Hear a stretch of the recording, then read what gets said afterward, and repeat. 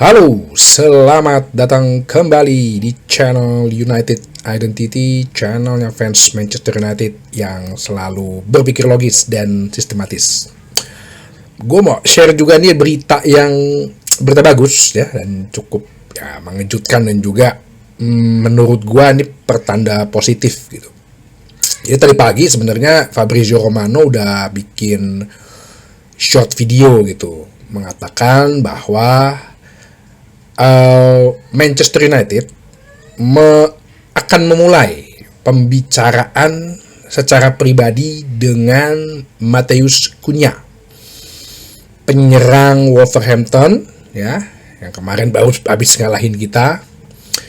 Dan sepertinya pergerakan ini adalah hasil dari rapatnya atau kesepakatan Ruben Amorim dengan para tim rekrutmen yang pernah gue sebutkan, the Big Four atau the Fantastic Four-nya, Omar Berada, Jason Wilcox, juga Christopher Vivell.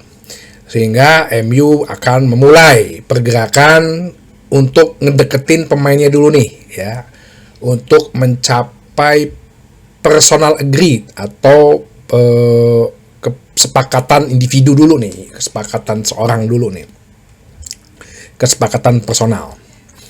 Nah, tadi barusan juga 2-3 jam yang lalu, beberapa jam kemudian ya, atau ya 2-3 jam lalu sore lah ya, bahwa pembicaraan itu sudah mulai, dan ada feeling atau ada tanda-tanda positif ya, bahwa pertemuan ini sepertinya akan menghasilkan hasil yang bagus, di mana proyeknya dijelaskan ya, Matheus Cunha, terus kemudian segala terms ya, syarat ketentuan berlakunya didiskusikan ya, mungkin seperti gaji, bonus, kontrak, segala macam.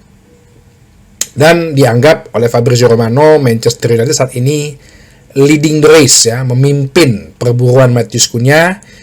Walaupun nantinya sih masih ada rapat-rapat selanjutnya dengan pemain, plus nanti juga kalau misalnya pemain setuju, akan ada lagi rapat lanjutan lagi dengan pihak klub. Nah, ini yang pasti juga akan alot nih ibaratnya. Nah,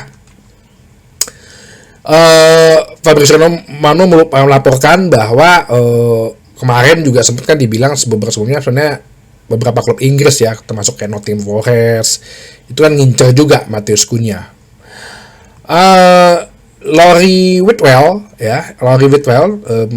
wartawan di Athletic yang juga kredibilitasnya bisa dipercaya, mengatakan juga, mengkonfirmasi bahwa pembicaraannya menjadi sangat-sangat positif ya, di mana Matheus Cunha ini pasti akan diberikan posisi untuk nomor 10.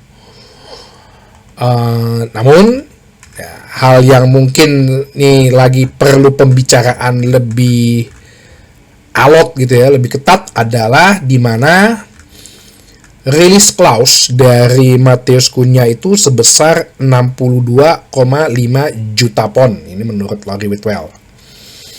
Sebetulnya kalau secara hitung-hitungan duit nih atau matematis, kan kita berencana mau jual Rashford dengan patokan harga 40 juta pound ya, seharusnya sih lebih dong, bisa membawa Villa ke mana, perempat final gitu kan, Liga Champion, bahkan masih bisa masuk UCL nih kalau Villa bisa memenangkan beberapa pertandingan ke depan, plus juga mungkin penjualan si pejuang kebebasan Jadon Sancho, yang dimana udah pasti harus dibeli nih oleh Chelsea, karena Chelsea udah secara hitungan matematis pasti nggak mungkin di bawah peringkat 14 ya kan, perjanjiannya kan gitu.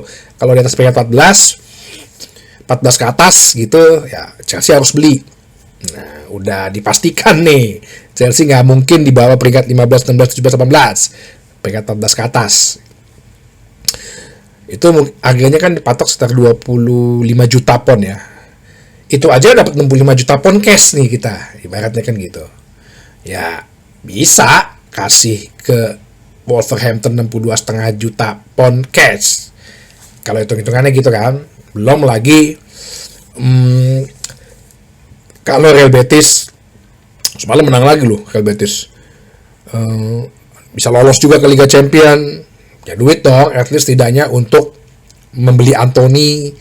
Ya mungkin harganya sekitar 30 juta pound. Nah ada lebih lagi tuh duitnya. Jadi sepertinya sih kalau ngomong masalah uang sih, gue yakin gak ada permasalahan ya di Manchester United sendiri ya. Kan Sir Jim Ratcliffe, Ruben Amorim juga udah bilang kan, kita kan butuh jual pemain dulu untuk membeli seorang pemain gitu, membeli pemain baru gitu. Ini jadi bukan cocok logi sih. Kemarin kan banyak adegan gitu ya, dimana setelah pertandingan Wolverhampton lawan Manchester United gitu yang kita kalah, terlihat setelah peluit usai dibunyikan babak kedua, terlihat Casemiro tuh agak ngobrol panjang dengan Matheus Cunha. Ya mungkin ini salah satu agen untuk mencoba mempengaruhi Matheus Cunha. Bahkan di akhir babak pertama, si Ruben Amorim waktu masuk ke lorong ganti, dia sempat kayak ngelus palanya si Matheus Cunha, kayak nyolek gitu. Kok kayaknya udah akrab banget ya. Pasti kalau kayak gini-gini kan sebenarnya secara individu minimum Ruben Amorim itu kan udah telepon-teleponan gitu sama Matheus Cunha, karena gimana gini, gue punya project nih, lu jadi nomor 10 gue di sisi sebelah kiri gitu. Karena kan dia biasa di Wolverhampton kan di posisi itu. Ya, gue bisa dapat ini, itu, segala macem. Nah, nanti kita ngomongin secara formalnya deh, secara resminya deh. Nah. Kalau menurut gue sih, United Identity ini langkah yang bagus. Kenapa? Karena seperti yang gue bilang sebelum-sebelumnya ya, bahwa sebelum pemusatan latihan untuk musim depan, ya apapun itu hasilnya, kita main di Liga Champions atau enggak, at least tidaknya kita udah ada satu penyerang yang bisa udah ikut dalam pre-season gitu loh, sehingga pada ntar season mulai udah nggak ada kagok lagi, udah nggak ada rubah-rubah racikan lagi gitu loh. Nah, dengan gerak cepat seperti ini dan kita bisa menyelesaikan sebelum 30 Juni gitu ya, dan 1 Julinya dia udah bisa join. Nah, ini kan merupakan step awal atau permulaan yang bagus untuk musim depan apapun hasilnya, kita bermain di Liga Champions atau enggak gitu. Nah, karena kalau dari sisi Cunha sendiri ya, kalau cuman pesaing gue mungkin Nottingham Forest, ya bisa jadi sih mereka masuk UCL gitu. Cuman penting gue bilang, apa sih, itu kan hanya mainan-mainan media untuk mengatakan ya pemain ini mau main di UCL, ya pemain ini mau main di UCL. Ya kalau lo main di UCL tapi gaji lo cuma 100 ribu, lo nggak main di UCL gaji lo 200 ribu, ayo. Ya lo nggak usah berpikir seperti pemain bola, jadi karyawan biasa aja juga pasti mikir gaji yang lebih gede gitu, ya kan? Coba aja lo mikir gitu, di hire sama perusahaan besar, tapi yang ada di luar kota gitu, misalnya nggak di Jakarta tapi gaji gede dengan segala fasilitas, ya lu pasti mau lah, apalagi kalau masih single, ya kan? Mungkin kembali gue akan coba telaah lagi mengenai Matheus Cunha ini. Jadi kalau pernah gue bahas kan, Matheus Cunha ini kan sebenarnya kalau secara posisi dia bisa sebagai penyerang sayap kiri, penyerang sayap kanan, sebagai second striker juga bisa ya, sebagai nomor 10, bahkan sebagai striker pun dia bisa ya. Kalau di Transfermarkt sih dibilang dia bisa juga sebagai attacking midfielder. Kalau di Wolverhampton dia kan biasanya menjadi penyerang kiri ya, jadi penyerang kiri atau ya sayap kiri lah, karena mereka kan pakai 3-4-3 ya, 3-4-2-1 lah, sama lah. Cuman kalau di Brazil, di timnas Brazil, dia itu selalu dipakai sebagai penyerang tengah nomor 9 ya. Ya mungkin agak sedikit false 9, tapi ya yang gue bilang kan agak-agak mirip Roberto Firmino lah perannya di timnas Brazil. Matheus Cunha musim ini di semua kompetisi sudah mencetak 16 gol dan 4 assist di semua kompetisi, berarti ya sekitar 20 assist ya. dari 31 total permainannya. Di SofaScore ya, kalau gue lihat secara angka konsistensi ya, sangat konsisten dengan nilai 7,48 ya. Dia nggak pernah di bawah 6 gitu, dia nggak pernah. Kalau harga, nah ini ya tadi, kalau harga sih memang kalau di SofaScore maupun di Transfermarkt 55 juta euro atau ya 50 juta pound lah. Atributnya secara general, secara umum, nilai menyerangnya itu 86, attackingnya, kreativitasnya 72, tekniknya 78. Oh, ini sih untuk standar ini bisa lah main untuk di klub Manchester United ya, atau klub besar gitu. Ini kan gue coba tampilin heatmap dia waktu selama di Wolverhampton ya. Heatmapnya dia, karena dia di penyerang kiri, memang lebih banyak ada di sektor kiri menyerang ya. Asisnya 4, interception oke, segala macam, tackle masih inilah, masih dianggap atas wajar lah kalau defending ya, namanya juga di penyerangan. Sukses dribblenya, wah ini sih sangat-sangat mencengangkan nih, 50% ya dibandingin Garnacho gitu. Total duelnya 46%, ground duelsnya 49%, dan aerial duelnya 27%. Berarti dia ya, karena tinggi atau 84 ya, lumayan lah untuk duel-duel ground, duel-duel di ini. Kalau bicara dia bisanya di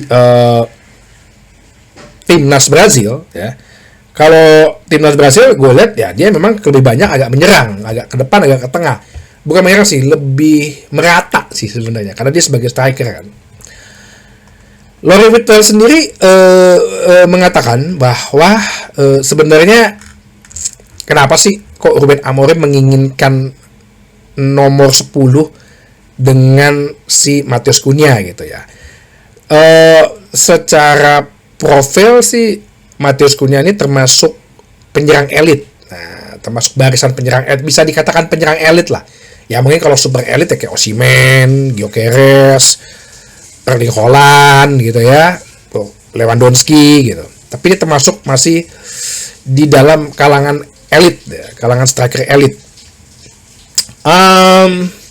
Dia biasa dengan bermain 3-4-2-1. Nah, ada satu diagram yang sangat menarik ya dari The Athletic, bahwa kontribusi pergerakan dia dalam assist ya, pergerakan dia assist dan goals yang bukan penalti itu lebih di tengah, lebih ketika Nero, lebih merapat gitu loh ya. Jadi kelihatan bahwa dia bukan tipe penyerang sayap kiri yang suka melebar, karena kan gue udah pernah bahas dulu kan, dari awal pertama kali gue ngeliat Ruben Amorim itu main 3-4-3 atau 3-4-2-1 yang lebih merapat ya, bukan yang penyerangnya atau nomor 10-2-nya itu melebar ya, 3-4-3 lebar gitu.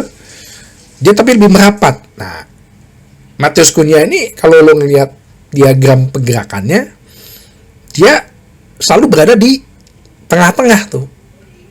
Nggak ada yang terlalu melebar juga.